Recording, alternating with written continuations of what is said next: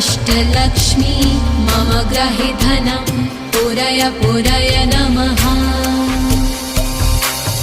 ॐ ह्रीं श्रीं क्लीं श्रीं कुबेराय अष्टलक्ष्मी मम ग्रहे धनं पुरय पुरय नमः।